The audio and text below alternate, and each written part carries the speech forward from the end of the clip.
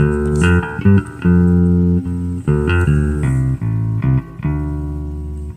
when I was watching Stone Age, I was just looking at the characters because today, if you watch it, like I feel like that movie was like a prototype for Superbad because Super it's like very similar in concept with the cops and things.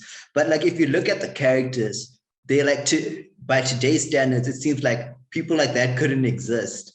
So how accurate are these characters? And like would guys just like go around on like a Friday night and like just pop up at a chick's house and then just chill. Like so, yeah. How accurate or like how out there did you make the characters?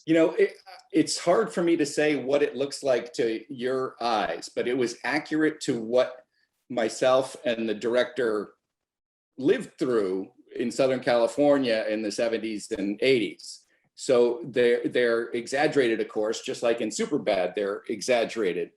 But I can't imagine, it must look really, really weird to a young guy to look at this movie from so long ago, depicting a world. I mean, we made the movie in the 90s and it was set in the late 70s. So it was even then anachronistic and doing stuff that wouldn't be appropriate. And so now it's even, I don't know, another 20 years since we made it.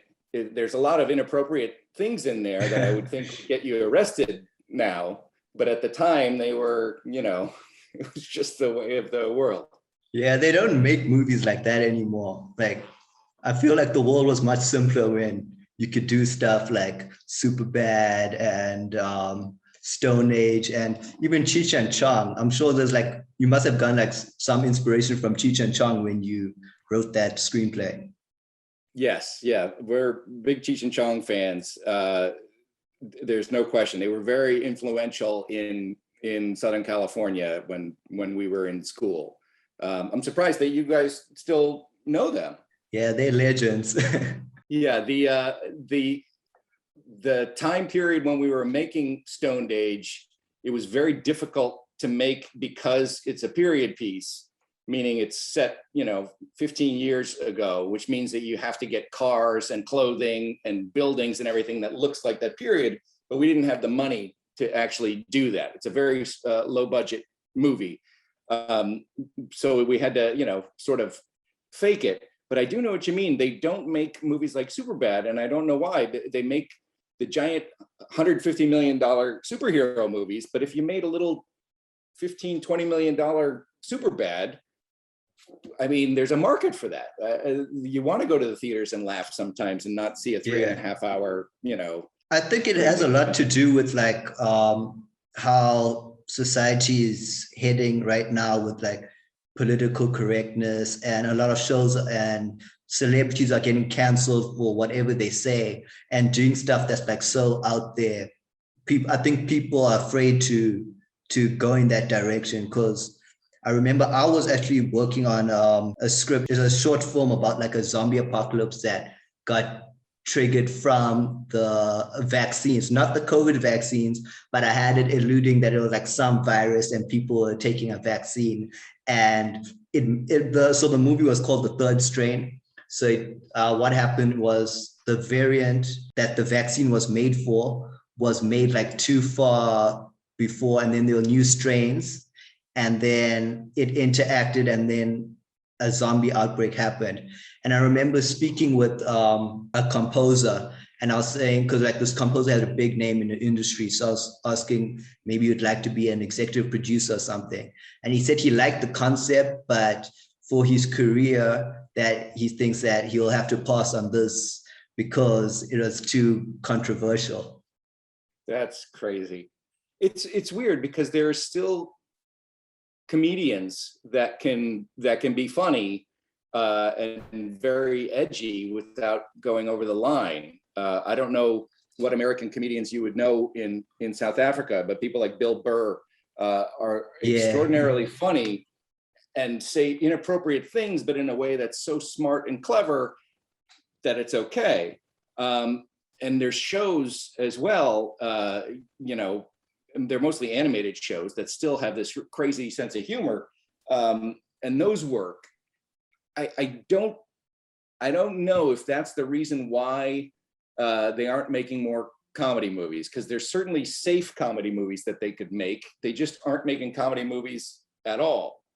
You know what I mean? There's certainly ways you could just do a silly comedy that doesn't have anything to do with politics or drugs or whatever, and they aren't even making those family comedies. So it's a very strange time in the industry. Even for Netflix, they don't seem to be making little comedies for people, and you'd think that that's what people would want now during pandemic. Something to laugh at. Yeah, it's kind of weird because like now that you mention it, I realize there's not been really a good comedy in the last few years, and I can't even think of anything that's new and funny. Like Seth Rogen, but now he's more into like producing stuff. Like he's also into superhero things. He produced The Boys. I don't know if you've seen it, but that's a really good show, and that's like kind of like they dive into politics and all of that stuff. And he also produced Invincible, which is an animated superhero series, and that was really good. And there he goes like over the top, or like the people making the show, they always like go over the top, and I know people love that both shows. Yeah, the Boys is extraordinarily popular here as well. My friend is the creator of the show, Eric Kripke. Wow. He did, before that, he created Supernatural, which has been on for like 15, 16 years here. And they did get very political in season 2, but because it's a completely superhero universe, you're not making a point about any particular politician or state or point of view. It's all this crazy superhero world. So you can talk about things obliquely and not really offend anybody, because you're not talking down to any particular side, which is an example of how to do it and be clever about it. It's a very funny show. It's a very violent show. It's dark. It's crazy, and it makes all of these crazy political points about Nazism and patriotism and things like that, and does it in such a smart way that it's not offensive. Yeah, I love that show. Like every time people ask me what's a good show, I've been recommending The Boys. Like, and if you look at just the opening scene of season 1, where what's his name, the speedster, he runs A-Train. Yeah, he just runs through that woman, and like, this show's gonna be something else. It's like, and it was like every episode, like it makes you go, oh shit. And I love that in series and stuff, series movies. Like I think that's why Game of Thrones was like so good, and it was like so innovative. Even Breaking Bad, for me, I feel like Breaking Bad, the writing made sure that like no episode was bad in the whole series. Like if you look at like most TV shows, I'd say like there's at least a bad episode. But if you look at Breaking Bad, I don't feel there's like ever a bad episode. I started watching Better Call Saul, and it's a good show, but it's not Breaking Bad. Like if you never watch Breaking Bad, you'd say, okay, it's a solid show. But like the first 2 seasons, 3 seasons, they're okay. And then, but I felt like after the 4th season, it started to like decline a bit. Yeah, I think they're going to get someplace, because they eventually have to catch up to Breaking Bad when he when he meets Walter White. So maybe in the next season. But yeah, you're right. If you didn't know Breaking Bad, that would be a very strange show, and it's sometimes so slowly paced, where they'll have him he works at the little bakery, that Cinnabon shop, and he's mopping and polishing and taking out the garbage, and they take a long time to show you all that stuff, and it's great if you're invested in that world, but I think you have to watch Breaking Bad in order to get it.